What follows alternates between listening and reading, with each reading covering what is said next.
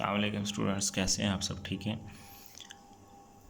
आज हम chapter number 1 fundamental of chemistry lecture 2 है, जिसमें हम आप डिस्कस करते हैं branches of chemistry.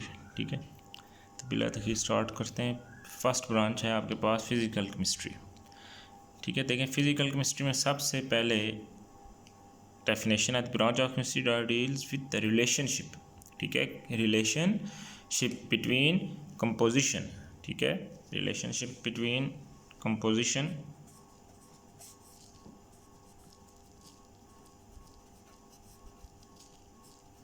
Relationship plus composition and physical properties. ठीक है, and physical properties of matter, यानी कि फिजिकल प्रॉपर्टी का मैटर उसको तब्दील करता है। ठीक है, चेंजेस इन देम, उसी में। ठीक है, अब रिलेशनशिप देखें। सबसे पहले रिलेशनशिप है ना किस किस के दरमियान। एग्जांपल हम ले लेते हैं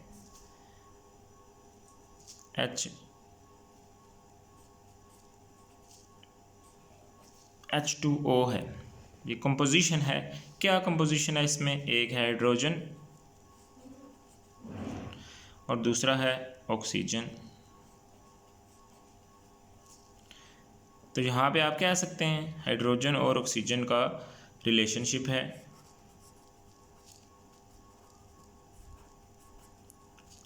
ठीक है, अब फिजिकल प्रॉपर्टीज ऑफ मैटर। अब देखें, जब हम रिलेशनशिप देख रहे हैं वाटर का, हाइड्रोजन एंड ऑक्सीजन्स का, तो इसके अंदर जो फिजिकल प्रॉपर्टीज़ होंगी वो भी इसके पॉइंट ऑफ व्यू से होंगी। जो इसका रिलेशनशिप होगा उसी की फिजिकल प्रॉपर्टीज़ होंगी, ना कि किसी और चीज़ की। ठीक है, अब इसमें फिजिकल प्रॉपर्टीज़ आपके पास मेल्टिंग पॉइंट है,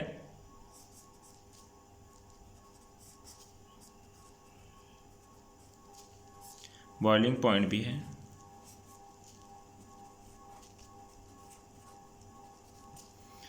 ठीक है।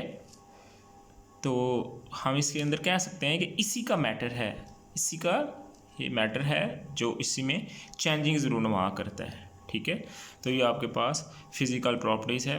तो इसके अंदर हम मॉलिक्यूल्स गैसेस के भी हैं, लिक्विड्स के भी हैं, सॉलिड्स के भी हैं। ठीक है, तो उनके पॉइंट ऑफ व्यू से इन्हें डिस्कस करते होते हैं फिज़िकल प्रॉपर्टीज़ को। ठीक है, बात तो अगर ज़्यादा इतनी लंबी करते हैं तो होती है, लेकिन आपके पॉइंट ऑफ व्यू से इतनी बातें ज़रूरी हैं जो आपने समझनी है। ठीक है, अब दूसरी बात है, दूसरी ब्रांच है ऑर्गेनिक केमिस्ट्री। ठीक है, देखें ऑर्गेनिक केमिस्ट्री में किस किस का जिक्र कर रहा है। पहली बात कह रहा है कंपाउंड।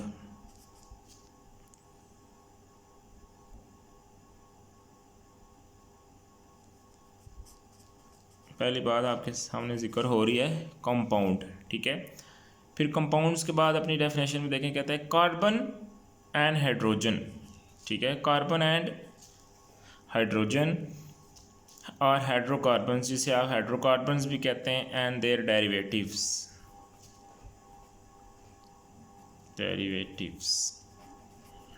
ठीक है स्टूडेंट्स, अब देखें इसको जब हम समझते हैं तो क्या आप देखें कंपाउंड है दो या दो से ज़्यादा।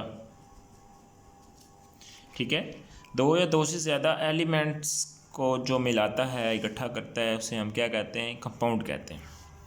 जैसे हमने ये डेफिनेशन पढ़ी है, रिलेशनशिप है ना, कंपोजिशन है, लेकिन ये है क्या?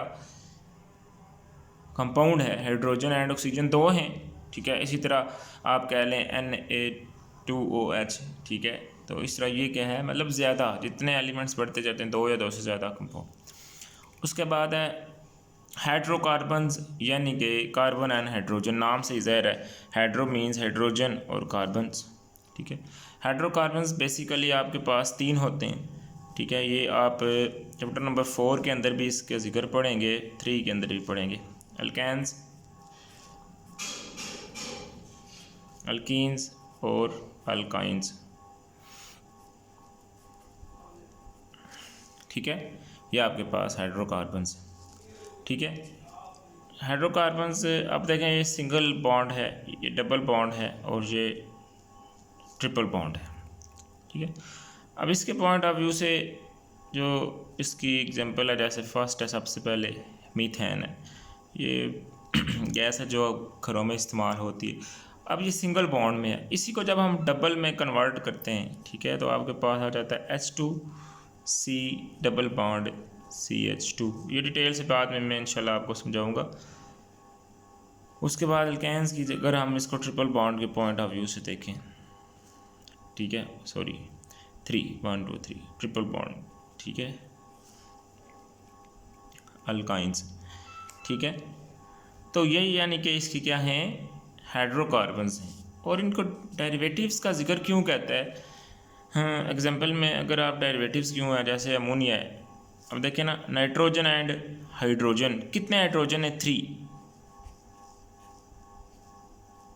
1 2 एंड 3, ठीक है। अब ये क्या कर सकता है, यानी कि इसको रिप्लेस कर सकता है, इसको रिप्लेस करके एंड अदर एलिमेंट्स भी ये ला सकता है, कैसे, कार्बन CH3, ठीक है। तो ये आपके पास रिप्लेस हो सकता है, इसकी जगह भी रिप्लेस हो सकता है, तो उसे हम क्या कहते हैं, डेरिवेटिव्स एंड देयर डेरिवेटिव्स, इसके ये डेरिवेटिव्स हैं। बात समझ आ गई है स्टूडेंट्स। उसके बाद है आपके पास इनऑर्गेनिक केमिस्ट्री, ठीक है। इनऑर्गेनिक केमिस्ट्री की डेफिनेशंस आपके पास, यानी कि study of all elements, inorganic chemistry with the study of all elements and there compounds, ठीक है। किसका जिक्र कर रहा है, all elements,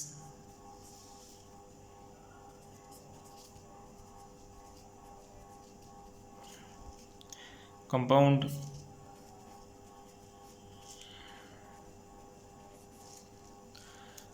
and except those of compounds carbon and hydrogen, hydrocarbons and their derivatives, ठीक है। यानी कि कार्बन और हाइड्रोजन, ठीक है, OC organic chemistry, carbon organic chemistry. तो इसको हम समझते हैं, जैसा कि कहता है आपके पास ऑल एलिमेंट्स, ठीक है। आप देखें जितने भी एलिमेंट्स हैं, जैसा कि आपके पास है सोडियम, ठीक है, ये एलिमेंट है, जब ये Cl होगा तो ये कंपाउंड हो जाएगा, ठीक है। सोडियम क्लोराइड एग्जांपल में ले रहा हूँ, सोडियम क्लोराइड कंपाउंड है 1 and 2, ठीक है। Na आपके पास है सोडियम, यानी कि एलिमेंट है, तो एलिमेंट्स आप इसे भी कह सकते हैं जब ये NaCl होगा। कहता है कि सिर्फ और सिर्फ ये उन कंपाउंड्स के ऊपर एक्सेप्ट करता है जो जिसमें except those of compounds carbon and hydrogens का जिक्र इसके अलावा नहीं होगा, ठीक है। उन्हें ये क्या कहता है, इनऑर्गेनिक केमिस्ट्री, ठीक है स्टूडेंट्स। बात समझ आ गई। तो ये आपकी 3 डेफिनेशंस हैं। ज़्यादा लेक्चर तो हो सकता है, लेकिन जो ये वीडियो है ये फिर अपलोड होने में प्रॉब्लम करती है, फिर आपके याद करने में भी प्रॉब्लम है, तो इसलिए, ठीक है स्टूडेंट्स, अल्लाह हाफिज़।